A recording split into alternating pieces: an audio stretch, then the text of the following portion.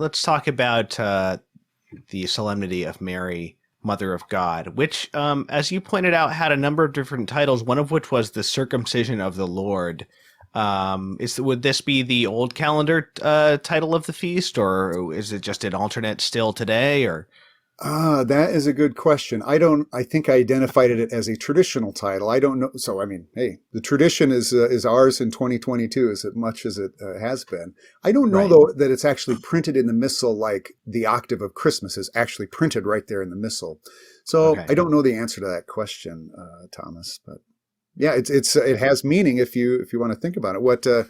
One of the things that I discovered is that it's the same gospel passage as had been used at Christmas, with the addition of one extra sentence that has to do with Jesus being circumcised after the Magi had left. And okay, so Hmm. like Denis says, good architecture, good art, being attentive to the readings pays off, pays dividends. And so you think, all right, well, what's the church want me to hear by this extra little line? And I think, from the, I read all of these texts and almost did kind of a lectio with all of these liturgical texts and just sort of saw what came up to the surface. And one of them was just, this is a very human day, that our Catholicism is not pure abstract spirituality, but it's so incarnate. And it seems Right. this Mary, Mother of God, kind of doubles down on the incarnation theme that we had celebrated 8 days before. And one of the ways it does that is to call it and to be aware of the circumcision of Jesus. Right, and of course, circumcision continues to have all of this spiritual meaning. Beyond the ritual, the Old Testament aspect of it. In Christianity, it has this meaning, the circumcision of the heart kind of thing. Yeah, on a spiritual level, which means, I guess, not making no provision for the desires of the flesh, that sort of thing. And so Jesus becomes flesh, but it also, I guess you could say, it emphasizes this part of the nativity where he also comes to free us from the inordinate, fallen aspects of living in the flesh. Yeah, yeah. I think when they talk about baptism and confirmation, they also talk about this sacramental character, and a carrick or a kerison is a pointed. It's an engraving tool. It's a sharp stick that you imagine. The priest engraves the Paschal candle or the crosses that are cut upon the altar, and so one of the, I don't know, I guess if this is a type of type, a prefigurement of the circumcision, is, as you say, of the heart, but also the sacramental character that we receive in baptism and in confirmation, and some in holy orders. That conforms us to Christ and gives us that power, Thomas, like you're saying, to live not according to the flesh, but according to Christ, in whose image we're being remade by these sacraments and by the liturgy.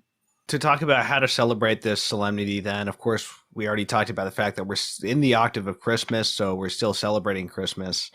But I wanted to ask, first of all, about how to celebrate the Feast of Mary, Mother of God, specifically, and secondly, how to deal with the fact that this takes place on January 1st, and so is coinciding with the beginning of the secular New Year.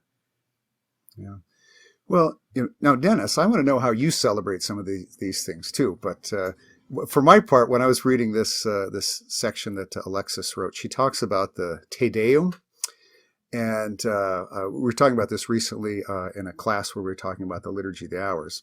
Now, I'll confess, I have never sung the Te Deum. I know it's in the book, and it's to be prayed on solemnities when you do the office of readings, but I've never once in my life sung the Te Deum. In fact, I'm sorry to say that when I think of the Te Deum, I knew this priest who would say, when I was young, we always called it the Te Deum, because the thing just went on and on and on.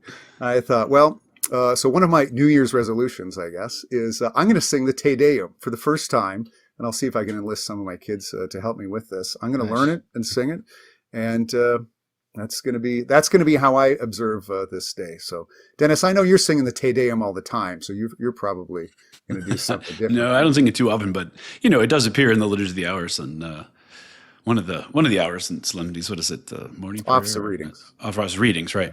And so when I was a novice with the Dominicans for a year, and really lived a liturgical life. I would look forward to the Te Deum, even though it was long. Sort of broke up the pattern. I was actually at an ordination at a very traditional religious community, and when people go to mass, they often will applaud to signify their acceptance of the ordained. But this parish said, we're singing the Te Deum instead. We're going to praise God for these people being ordained. I think you can think of Mary, the Mother of God, that way too, right?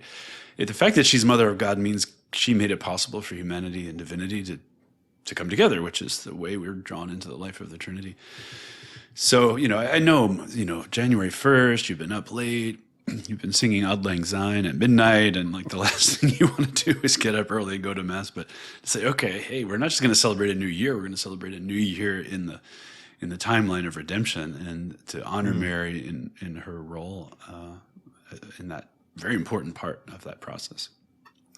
And there's another tradition here as well, which is that there's actually, I don't think the indulgence is mentioned in the book, but there is an indulgence attached to singing the Veni Creator Spiritus, Come Creator Spirit, on January 1st, which I have done. I haven't done the Te Deum at this time, but I have done the Veni Creator Spiritus for the past few years. And I don't remember what kind of indulgence it is, but this is something that the Church encourages, imploring the help of the Holy Spirit for the new year as well. So that is something that people should keep in mind as well. And it's a very beautiful chant, so I highly recommend learning that melody as well. Yeah, what better day to begin the new year to help focus as the year comes ahead.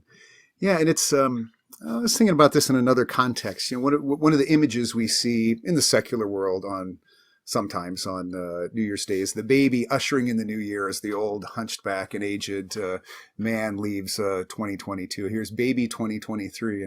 But even that, I think, is this emblem of motherhood and childhood and kind of a fresh start.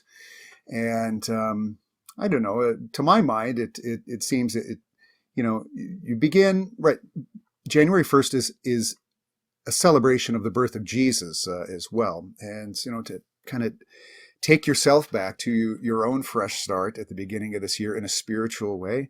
And, we all make resolutions, some, lose weight or whatever like that, but make these spiritual resolutions as well, and just the fresh start as a child through and with the help of and under the mantle of Mary it's a winning formula. I mean, right? What's that line from Chesterton? It's not like it's been tried and found wanting. It's found difficult, and so you give up on it.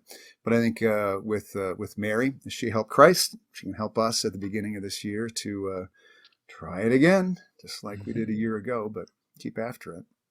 Right. The Immaculate Conception image in the book was painted before the Immaculate Conception was actually defined as dogma. So it was a little bit questionable. It was sort of dangerous territory to portray her as Immaculate Conception. So what the painter did on that one is put these little symbols in the background. One's a mirror, and it's the spotless mirror. So she reflects the light of Christ. She's not a goddess. She's not a source of her own light, but she reflects the light and the graces that are given to her.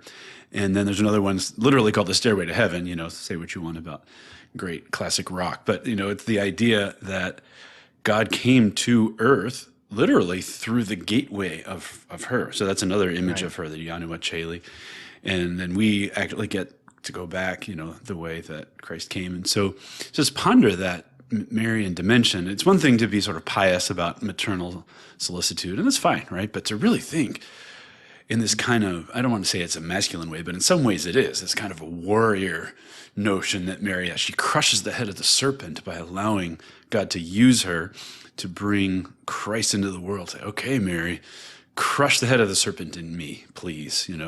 I have these tendencies that I don't want, and I have these habits of sin, or I don't do what I should do, and I do what I shouldn't do, and all that Pauline language. Hey, Virgin Mary, make me the gate to heaven. Bring Christ to me. Allow me to be the light that reflects to others. or the mirror that reflects the light of Christ to others. That'd be a good way to think about pretty much any day of the year, any liturgical feast of any kind. You know, she's this singularly chosen vessel who's chosen to live the Christian life. And so we get to much better to be like her than Giga Chad. Do you guys know about Giga Chad? Have you heard of him? I think so. Yeah. As a meme, He's this right? kind of half computer generated image of this super duper muscular guy that like all the college kids are into as their kind of masculine role model. Right. And man, that's not really a great role model. That's all vanity. But here to say, okay, Mary, crush the head of the serpent, make me like that. You know, that's a role model for us all.